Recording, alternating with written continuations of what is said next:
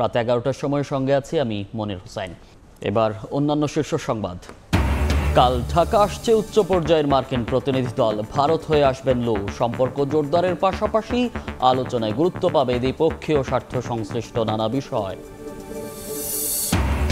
গণ অভ্যুত্থানে ফ্যাসিবাদ পতন হলেও বিজয় নস্যাৎ করার ষড়যন্ত্র চলছে বললেন মির্জা ফখরুল। শনিবার শহীদ মিনার, রোববার নয়াপল্টনে সমাবেশ করবে বিএনপি। দেশে ফিরলেন আরব আমিরাতে বিক্ষোভে অংশ নিয়ে ক্ষমা পাওয়া আরও ২৬ বাংলাদেশি। আবারও কাজে পাঠানোর ব্যবস্থা করতে অন্তর্বর্তী সরকারের প্রতি আহ্বান। এবং রাজধানীতে গ্যাসের জন্য হাহাকার। সংকটে বন্ধ ৩১ বিদ্যুৎ কেন্দ্র। বেড়েছে লোডশেডিং। আমদানি নির্ভর নীতি ঝুঁকিতে ফেলেছে জ্বালানি খাতকে, মত বিশেষজ্ঞদের।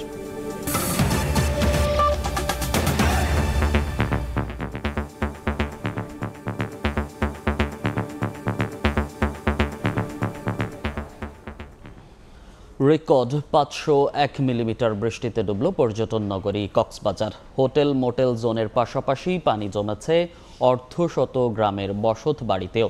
এতে চরম দুর্ভোগে পড়েছেন অন্তত ২০,০০০ পর্যটক। এর মধ্যেই ভোরে সদর ও উখিয়ায় পাহাড় ধসে নিহত হয়েছেন নারী শিশু সহ ৬ জন। এতে আতঙ্ক ছড়িয়ে পড়েছে স্থানীয়দের মাঝে। মোহাম্মদ ফরাজের ক্যামেরায় বিস্তারিত জানাচ্ছেন সুজাউদ্দিন রুবেল। ভারী বৃষ্টিতে ডুবে আছে কক্সবাজার। চারদিকে শুধু পানি আর পানি। তলিয়ে আছে পর্যটন জোন কলাতলির হোটেল মোটেল এলাকা, সৈকতের লাবণী পয়েন্ট থেকে সুগন্ধা পয়েন্ট সহ বিভিন্ন এলাকা। একই সঙ্গে বৃষ্টিতে প্লাবিত হয়েছে টেকনাফ উখিয়ার অর্ধশত গ্রাম। পানিবন্দী হয়ে দুর্ভোগ পোহাচ্ছে ৫০,০০০-এর বেশি মানুষ। মৌসুমী বায়ুর প্রভাবে কক্সবাজারে গত ২৪ ঘন্টায় ৫০১ মিলিমিটার বৃষ্টিপাত রেকর্ড করা হয়েছে, যা এখন পর্যন্ত কক্সবাজারের সর্বোচ্চ বৃষ্টিপাত। এর আগে ৪৬৭ মিলিমিটার বৃষ্টিপাত হয় ২০১৫ সালে। ঘরবাড়ি, বাজার, দোকান দাম সব কিছু এখন দোকানও যে চলাফেরার জন্য যাতায়াতের অনেক কষ্ট হচ্ছে আর কি। গতকালকে আমি সারা রাত ঘুমাতে পারি নাই, ঘরের মধ্যে পানি এই এক বেত হয়ে গেছে। এখন রোডের মধ্যে গাড়িগুলো এখন চলাচল করতে পারছে না। ঘোরার জন্য আসছিলাম এখানে, মানে ওইরকম ঘুরতে পারতেছি না। থাকার ইচ্ছা ছিল আরো কয়েকদিন, এখন আজকে ব্যাক যাবো আবার ঢাকা। এদিকে মাত্র ১ ঘন্টার বৃষ্টিতে তলিয়েছে খুলনা নগরের বিভিন্ন সড়ক।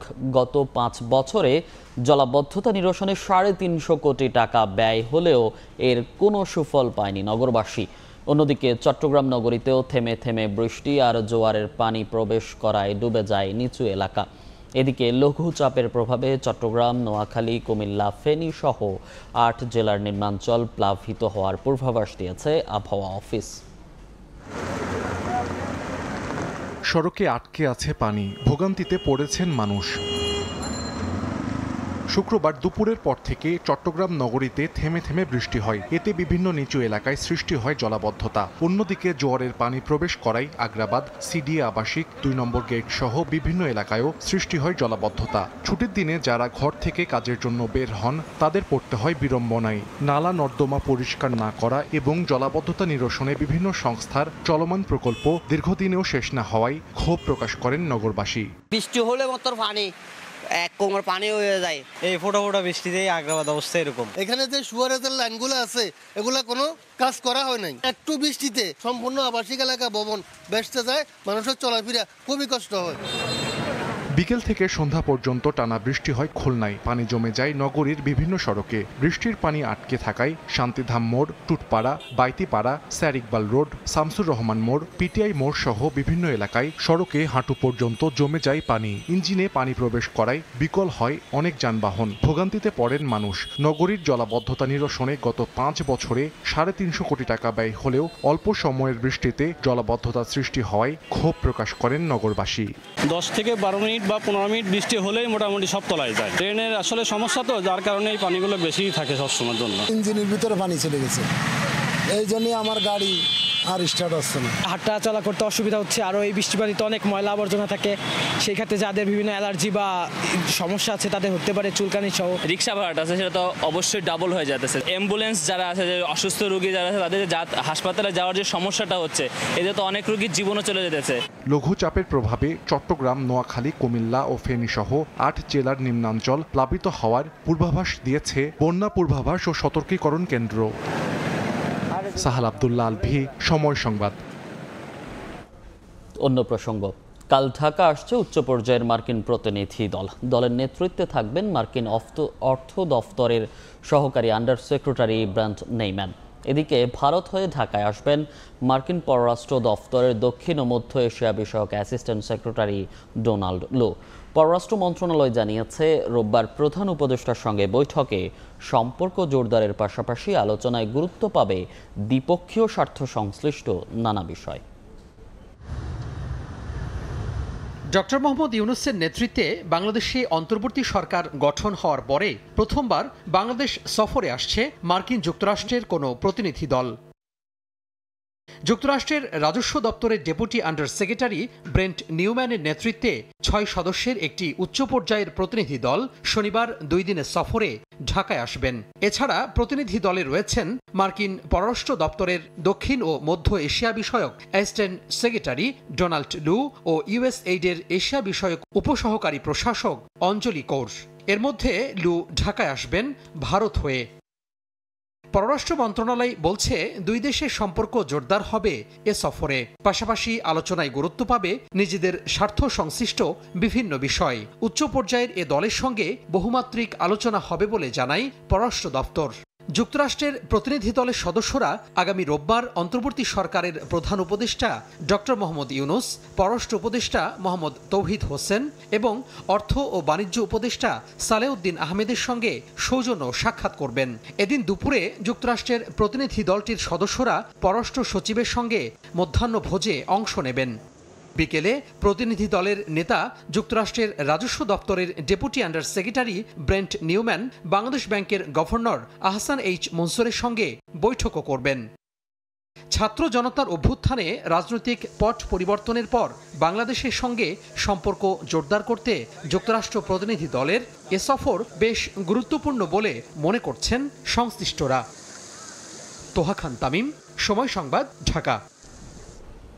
শেখ হাসিনা সরকারের গুম, খুন, নির্যাতনের বিরুদ্ধে যারা দেশে থেকে প্রতিবাদ জানিয়েছেন তারাই আসল বীর বলে মন্তব্য করেছেন সাংবাদিক মুশফিকুল ফজল আনসারী। প্রায় 1 দশক নির্বাসনে থাকার পর যুক্তরাষ্ট্র থেকে দেশে ফিরে সংবর্ধনা অনুষ্ঠানে তিনি কথা বলেন। অনুষ্ঠানে বিএনপি মহাসচিব বলেন, মুশফিকুল ফজল আনসারী আমাদের হিরো। গণঅভ্যুত্থানে ফ্যাসিবাদের পতন হলেও বিজয় নস্যাৎ করার ষড়যন্ত্র এখনও চলছে বলেও জানান মির্জা ফখরুল। এদিকে গণতন্ত্র দিবসকে উপলক্ষে শনিবার শহীদ মিনার ও রোববার নয়াপল্টনে সমাবেশ করবে বিএনপি। বাংলাদেশে মানবাধিকার লঙ্ঘন, নির্বাচন নিয়ে জালিয়াতি এবং কর্তৃত্ববাদী শাসন ব্যবস্থা নিয়ে সাবেক আওয়ামী লীগ সরকারের বিরুদ্ধে বিদেশে যারা সোচ্চার ছিলেন তাদের মধ্যে অন্যতম সাংবাদিক মুশফিকুল ফজল আনসারী। প্রায় 1 দশক নির্বাসনে থাকার পর যুক্তরাষ্ট্র থেকে বৃহস্পতিবার দেশে ফেরেন আনসারী। শুক্রবার বিকেলে জাতীয় প্রেস ক্লাবে তার সংবর্ধনার আয়োজন করা হয়। এ সময় বন্ধু, সহকর্মী, ভক্ত ও অনুরাগীদের ফুলের শুভেচ্ছা আর ভালোবাসায় সিক্ত হন তিনি। এ সময় আনসারী বলেন, যারা ফ্যাসিস্ট সরকারের বিরুদ্ধে লড়াই করে নতুন বাংলাদেশ উপহার দিয়েছেন তারা দেশের বীর সন্তান। যারা প্রত্যেকে বাংলাদেশে থাকা এবং বাংলাদেশের থেকে মুক্ত মতের চর্চা করা, এটি ছিল সবচেয়ে বড় চ্যালেঞ্জ, সবচেয়ে বড় বীরত্ব। এই বীরত্ব যারা দেখিয়েছে তারাই বীরশ্রেষ্ঠ। মুশফিক ফজল আনসারীকে হিরো হিসেবে অভিহিত করেন বিএনপির মহাসচিব মির্জা ফখরুল ইসলাম আলমগীর। বলেন, গণ অভ্যুত্থানের মাধ্যমে গড়ে ওঠা জাতীয় ঐক্য নষ্ট করার ষড়যন্ত্র চলছে, রুখে দিতে থাকতে হবে ঐক্যবদ্ধ। মুশফিক এবং মুশফিকের সঙ্গে আরো অনেকে এই দেশে থাকতে পারেনি এই ফ্যাসিবাদী হাসিনার অত্যাচারের নির্যাতনের কারণে। তারা লড়াই করেছে বাইরে গিয়ে, আমরা লড়াই করেছি ভেতরে, এবং বিজয় অর্জন করেছি আমাদের ছাত্র জনতার যে একটা অভূতপূর্ব গণ অভ্যুত্থান, সেই গণ অভ্যুত্থানের মধ্য দিয়ে। কিন্তু এই বিজয় তখনই আপনার সুসংগত হবে যদি আমরা এটাকে ধরে রাখতে পারি। আমাদের যে ঐক্য সৃষ্টি হয়েছিল সেই ঐক্যকে যে আমরা অটুট রাখতে পারি, আজকে খুব সুপরিকল্পিতভাবে এই ঐক্যকে বিনষ্ট করবার একটা চক্রান্ত চলছে, সেটাকে আমাদেরকে আবার রুখে দিতে হবে। এদিকে শুক্রবার সকালে বিএনপি চেয়ারপারসন বেগম খালেদা জিয়া ও তারেক রহমানের নামে দায়ের করা মিথ্যা মামলার প্রত্যাহারের দাবিতে জাতীয় প্রেস ক্লাবের সামনে অবস্থান কর্মসূচি পালন করেন দলটির নেতারা। এ সময় দেশবিরোধী ষড়যন্ত্র ও ছাত্র জনতার আন্দোলনে গণহত্যার জন্য আওয়ামী লীগের নেতাকর্মীদের বিচারের দাবি জানানো হয়। 16 বছরে বিএনপির মির্জা ফখরুল ইসলাম আলমগীর সহ অসংখ্য নেতা কর্মীরা জেলখানায় যে নির্যাতনের শিকার হয়েছে, বিএনপির অফিসে ঢুকে অস্ত্র রেখে আমাদেরকে মামলা দিয়েছে। জনাব স্বরাষ্ট্র উপদেষ্টা, বিনয়ের সহিত অনুরোধ করি তাদেরকে আইনের আওতায় আনা, মানুষকে একটু দেখান যে এরাই অত্যাচারী, এরাই ক্ষমতা লিপ্সু, এরাই শেখ হাসিনার ডাইন হাত। আন্তর্জাতিক গণতন্ত্র দিবস উপলক্ষে 14 ও 15 সেপ্টেম্বর দুদিনের কর্মসূচি ঘোষণা করেছে বিএনপি। শনিবার শহীদ মিনার এবং রোববার নয়াপল্টনে সমাবেশ করবে দলটি। সেখানে প্রধান অতিথি হিসেবে বিএনপির ভারপ্রাপ্ত চেয়ারম্যান তারেক রহমান ভার্চুয়ালি সংযুক্ত থাকবেন বলে জানিয়েছেন নেতারা। 14 সেপ্টেম্বর বিকেল থেকে সন্ধ্যার পর পর্যন্ত। রায়দুল ইসলাম শুভ, সময় সংবাদ, ঢাকা। দেশে ফিরেছেন সংযুক্ত আরব আমিরাতে বিক্ষোভে অংশ নিয়ে ক্ষমা পাওয়া আরও 26 বাংলাদেশি। দুপুরে হজরত শাহজালাল আন্তর্জাতিক বিমানবন্দরে এসে পৌঁছান তারা। দ্রুত আবারও কাজে পাঠানোর ব্যবস্থা করতে অন্তর্বর্তী সরকারের প্রতি আহ্বান জানান প্রবাসীরা। এর আগে 14 জনকে ফেরত আনা হয়েছিল।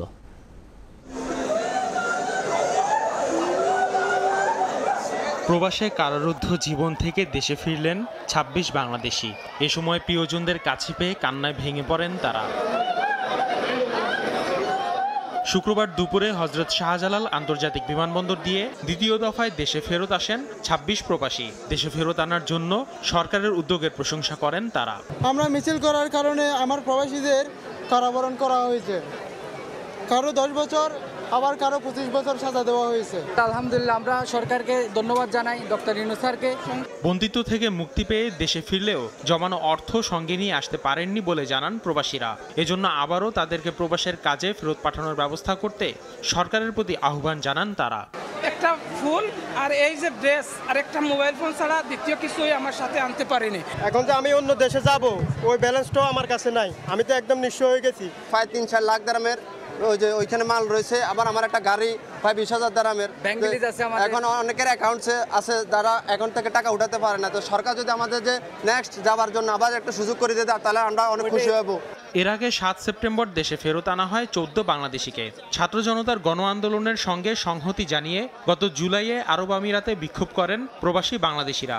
এতে করে 57 জনকে গ্রেফতার করে 3 জনকে যাবজ্জীবন সহ 54 জনকে বিভিন্ন মেয়াদে সাজা দেন দেশটির আদালত। 5 আগস্ট শেখ হাসিনা সরকার পতনের পর অন্তর্বর্তীকালীন সরকার গঠিত হলে তাদেরকে দেশে ফিরিয়ে আনার প্রচেষ্টা চালান প্রধান উপদেষ্টা ডক্টর মোহাম্মদ ইউনূস। পরে 3 সেপ্টেম্বর আরব আমিরাতের প্রেসিডেন্ট তাদের সাজা মওকুফ করে দেশে ফেরত পাঠানোর ঘোষণা দেন। আসিফ মোহাম্মদ সিয়াম, সময় সংবাদ, ঢাকা। একদিকে গ্যাস সংকট, তার উপর লোডশেডিংয়ে বিপর্যস্ত জনজীবন। বিশেষজ্ঞরা বলছেন আগের সরকারের আমদানি নির্ভর নীতি ঝুঁকিতে ফেলেছে জ্বালানি খাতকে। রক্ষণাবেক্ষণ শেষে 3.5 মাসেও সামিটের এলএনজি টার্মিনাল সচল না হওয়ায় তীব্র সংকটে এই খাত। গ্যাসের অভাবে বন্ধ দেশের অর্ধেক সার কারখানা, 31 বিদ্যুৎ কেন্দ্র। জনজীবনের পাশাপাশি যার নেতিবাচক প্রভাব পড়ছে শিল্প কারখানায়। ফারুক ভূঁইয়া, রবিনের রিপোর্ট। রাজধানীর তেজগাঁওয়ের 7 রাস্তা মোড় এলাকা, যেদিকে চোখ যায় গ্যাসের জন্য ঠাঁই দাঁড়িয়ে সারি সারি গাড়ি। গরমে হাঁসফাঁস অবস্থা, তবু অপেক্ষা ঘন্টার পর ঘন্টা। আর এটি এখন দেশে জ্বালানি পরিস্থিতির প্রতীকী রূপ। 4টা পাম্প ঘুরে আসছে এখানে, একটা পাম্পে কমপক্ষে 1.5 থেকে 200 গাড়ি আছে। ঘন্টার পর ঘন্টা আমরা রাস্তায় পড়ে থাকি গ্যাসের জন্য। পেশেন্ট নাই, 100, 120, 30, আগে ছিল 180, 200 পেশেন্ট ছিল। কেবল যানবাহনই নয়, অন্যান্য খাতেও সংকট তীব্র। চাহিদার তুলনায় অর্ধেক গ্যাসও যোগান দেওয়া যাচ্ছে না সার কারখানায়। এতে দেশে বর্তমানে 6 সার কারখানার 3টিরই উৎপাদন বন্ধ। একই অবস্থা বিদ্যুতের ক্ষেত্রেও। বর্তমানে দেশে বেড়ে চলা লোডশেডিংয়ের অন্যতম কারণ গ্যাসের তীব্র সংকট। বিদ্যুৎ কেন্দ্রগুলোতে চাহিদার বিপরীতে গ্যাস দেয়া যাচ্ছে মাত্র ৩৮% মতো। ফলে কেবল গ্যাসের অভাবেই বন্ধ ৩১ বিদ্যুৎ কেন্দ্র। একই চিত্র শিল্প কারখানাতেও। 30 থেকে 40% আমাদের উৎপাদন নাই, due to the low pressure of gas and low supply of gas. বর্তমানে দেশে গ্যাসের চাহিদা ধরা হয় ৪,০০০ মিলিয়ন ঘনফুট, কিন্তু সরবরাহ ঘুরপাক খাচ্ছে ২৫০০ থেকে ২৬০০ মিলিয়ন ঘনফুটের ঘরে। রক্ষণাবেক্ষণের কারণে ৩.৫ মাস ধরে বন্ধ সামিটের ভাসমান টার্মিনাল। ফলে এলএনজি থেকে মিলছে স্বাভাবিকের তুলনায় ৩০০ মিলিয়ন কম গ্যাস, যা তীব্র করছে সংকট।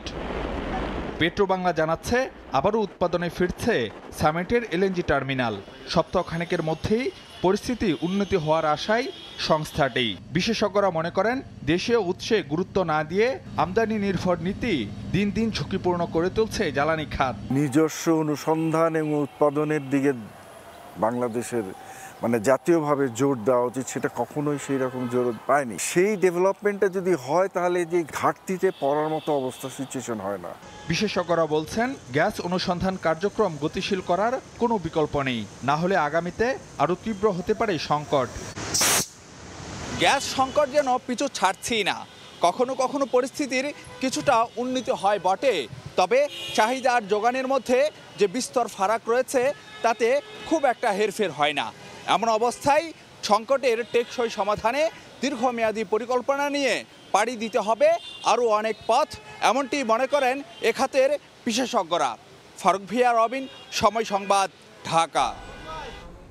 এদিকে তীব্র লোডশেডিংয়ের কবলে দেশের উত্তরাঞ্চল সহ বিভিন্ন এলাকার মানুষ। কোথাও কোথাও ৯ থেকে ১০ ঘন্টা থাকছে না বিদ্যুৎ। প্রচণ্ড গরমে বারবার লোডশেডিংয়ে অতিষ্ঠ জনজীবন। ব্যাহত হচ্ছে কারখানার উৎপাদন কার্যক্রম। দ্রুত বিদ্যুৎ পরিস্থিতি স্বাভাবিক করতে অন্তর্বর্তী সরকারের প্রতি দাবি জানিয়েছেন গ্রাহকরা। ২০ ঘন্টার মধ্যে আমাদের ৯ থেকে ১০ ঘন্টার বিদ্যুৎ থাকে না, এতে আমাদের পড়াশোনা ব্যাঘাত ঘটে। আমরা কলেজে গিয়েও আমরা বিদ্যুৎ পাই না। বিদ্যুৎ ও বয়স্করা অসুস্থ হয়ে যাচ্ছে এবং বিভিন্ন হাসপাতালে বিভিন্ন ক্লিনিকে তারা অহরহ ভর্তি হচ্ছে। ১ ঘন্টা যদি বিদ্যুৎ থাকে তাহলে হয়তো ২-৩ ঘন্টা আমরা বিদ্যুৎ পাই না। বাসা বাড়িতে ফ্রিজের যে মালামাল আছে এগুলো নষ্ট হয়ে যাচ্ছে। দিনের মধ্যে অনেকক্ষণ কারেন্ট থাকে না, এই আসে এই চলে যায়। আমার দোকানে 2টা লাইন, একটা গেলে একটা থাকে, কিন্তু এখন 2টার মধ্যে লাইন থাকে না। আমাদের পশু পাখির দোকান, এখন বিদ্যুৎ না থাকলে এই পশু পাখি তো মারা যাচ্ছে। বিদ্যুৎ বিল দিতেছি ঠিকই, কিন্তু আমাদের যে বিল দিতেছি সেই পরিমাণে আমরা বিদ্যুৎ পাইতেছি না। সন্ধ্যার পরের থেকে মোটামুটি রাত্র 9টা পর্যন্ত একটানাই বিদ্যুৎ থাকে না। 24 ঘন্টা 3-4 ঘন্টা ঘরে থাকে, আর বাকি সময় নাই, রাত্রের ঘুম হারাম। আমাদের ভ্যানের ব্যাটারি, অটোর ব্যাটারি, রিক্সা চালক আমরা, আমাদের ব্যাটারি টিকতেছে না, আমরা বিদ্যুৎ পাচ্ছি না ঠিকভাবে। অনেক আইটেম থাকে, এগুলো রাখতে পারি না আমরা। মানুষের শরীরে ইনসুলিন দেয়, খুব জিল্লতি। বাসায় বাচ্চা কাচ্চারা ভালোভাবে পড়াশোনা করতে পারে না, গরমে অতিষ্ঠ হয়ে যায়। আমরা বড়রাই সহ্য করতে পারতেছি না, বাচ্চারা তো আরো বাড়ির করুণ অবস্থা হতে। অর্জিত স্বাধীনতা কেউ নস্যাৎ করতে চাইলে ছাত্র জনতা রুখে দাঁড়াবে বলে মন্তব্য করেছেন বৈষম্য বিরোধী ছাত্র আন্দোলনের সমন্বয়ক সার্জিস আলম। বিকেলে পঞ্চগড়ের মকবুলার রহমান সরকারি কলেজের বটতলায় ছাত্র নাগরিকের সঙ্গে মত বিনিময় সভায় কথা বলেন তিনি। এ সময় সার্জিস আরও বলেন, পঞ্চগড়কে সব সুবিধা থেকে বঞ্চিত করা হয়েছে। পঞ্চগড় থেকে ঢাকা যেতে রেলপথে ট্রেনের বগির পরিবর্তে নসিমনের বগি দেওয়া হয়েছে। এদিন আন্দোলনে নিহতদের পরিবারের সঙ্গেও সাক্ষাৎ করেন সার্জিস। মতবিনিময় সভায় আরও উপস্থিত ছিলেন বৈষম্য বিরোধী ছাত্র আন্দোলনের সমন্বয়ক তারিকুল ইসলাম, রাকিব রানা মাসুদ, জহির রায়হান সহ 11 সদস্যের প্রতিনিধি দল। এই পঞ্চগড়ের ভাইরা ভারতের সীমান্ত যাওয়ার আগেই গুলি খেয়ে বিএসএফের গুলিতে মরতে হয়। পঞ্চগড়ের মানুষ কি নিজের ভূমিতে থেকে গুলি খাওয়ার জন্য জন্মগ্রহণ করেছে? এই প্রত্যেকটি গুলির বিচার ওই ফ্যাসিস্ট হাসিনা করতে পারেনি। আমরা পঞ্চগড়ের মানুষ স্পষ্ট ভাষায় বলতে চাই, ওই খুনি হাসিনা থেকে শুরু করে যারা এই বিচারগুলো করতে দেয়নি, যারা ভারতের সেবা দাস হিসেবে ছিল, যারা ভারতের সাথে স্বামী স্ত্রীর সম্পর্ক বেঁধেছিল, তাদের বিচার করতে হবে। 8 দফা দাবিতে রাজধানীর শাহবাগে বিক্ষোভ করেছে হিন্দু জাগরণ মঞ্চ। নিরাপত্তা নিশ্চিত করা, দ্রুত সময়ে ক্ষতিগ্রস্তদের ক্ষতিপূরণ দেয়া ও পুনর্বাসনের ব্যবস্থা সহ বিভিন্ন দাবি জানান বিক্ষোভকারীরা। এ সময় ধর্মীয় উপাসনালয় ও বাড়িঘরে হামলার অভিযোগ করেন তারা। এছাড়াও ২০ সেপ্টেম্বর শহীদ মিনারে বিক্ষোভ কর্মসূচির ঘোষণা দিয়েছে হিন্দু জাগরণ মঞ্চ। আবারও ৮ দফা দাবিতে শাহবাগে আন্দোলনে নেমেছে সনাতন ধর্মাবলম্বীদের সংগঠন বাংলাদেশ হিন্দু জাগরণ মঞ্চ। স্লোগানে স্লোগানে উত্তাল শাহবাগ। আন্দোলনকারীদের প্রধান দাবি তাদের নিরাপত্তা নিশ্চিত করা। অন্তর্বর্তী সরকার দায়িত্ব নেয়ার পর এর আগেও আন্দোলনে নেমেছিলেন তারা। হিন্দু ধর্মাবলম্বীদের ঘরবাড়ি ও মন্দির পোড়ানোর অভিযোগ তুলে এর তীব্র প্রতিবাদ জানানো হয় বিক্ষোভ কর্মসূচি থেকে। দুর্গাপূজায় আইনশৃঙ্খলা বাহিনী ব্যতীত অন্যদের মন্দির পাহারা দেওয়ারও বিরোধিতা করেন তারা। ৩ দিন আমাদের হিন্দুদের উপর আক্রমণ বেড়েই চলেছে, আমাদের মন্দির লুটপাট, বাড়ি ঘরে আগুন। দুর্গাপূজার নিরাপত্তায় আমাদের এত বাহিনী থাকা সত্ত্বেও কেন মাদ্রাসার শিক্ষার্থীরা এখানে এগিয়ে আসবে? সঠিক নিরাপত্তা নিয়ে বাংলাদেশে থাকতে চাই। এই নিরাপত্তা নিশ্চিত করার দায়িত্ব রাষ্ট্রের, কোনো ব্যক্তির না, কোনো প্রতিষ্ঠানের না। দ্রুত ক্ষতিগ্রস্তদের ক্ষতিপূরণ দেয়া ও পুনর্বাসনের ব্যবস্থা, অবিলম্বে সংখ্যালঘু সুরক্ষা আইন প্রণয়ন, সংখ্যালঘু বিষয়ক মন্ত্রণালয় গঠন সহ ৮টি দাবি জানান তারা। প্রশাসনকে মনে করিয়ে দিতে চাই যে আমাদের ৮ দফা দাবি মেনে নেওয়া হোক এবং নিরাপত্তা নিশ্চিত করা হোক। যে ৮ দফা পেশ করা হয়েছিল তা আগামী দুর্গা পূজার আগে সুস্পষ্ট প্রত্যক্ষ প্রদর্শন সনাতনী সমাজের কাছে প্রদান করতে হবে। দাবি মানা না হলে ২০ সেপ্টেম্বর শহীদ মিনারে বিক্ষোভ কর্মসূচির ঘোষণা দিয়েছে হিন্দু জাগরণ মঞ্চ। ফারজানা আক্তার, সময় সংবাদ, ঢাকা। পবিত্র ঈদে মিলাদুন্নবী আগমন উপলক্ষে রাজধানীতে বের করা হয় জশ্নে জুলুস।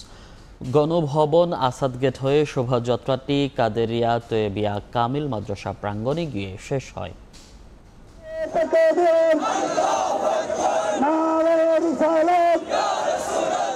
নাতে রাসূল, দরুদ সালাম এবং নারায়ে রিসালাত স্লোগানে মুখর রাজধানী। মুসলিমদের মুক্তির দিশারি হযরত মুহাম্মদ সাল্লাল্লাহু আলাইহি সাল্লামকে স্মরণেই এই বিশাল আয়োজন। জাহিলিয়াতের যুগে মানবতা যখন ঘোর অন্ধকারে, ঠিক তখনই সৃষ্টিকুলের জন্য মহান আল্লাহ তাআলা প্রেরণ করেন হযরত মুহাম্মদ সাল্লাল্লাহু আলাইহি সাল্লামকে। তার আগমনে মানবতা ফিরে পায় নতুন এক জীবন।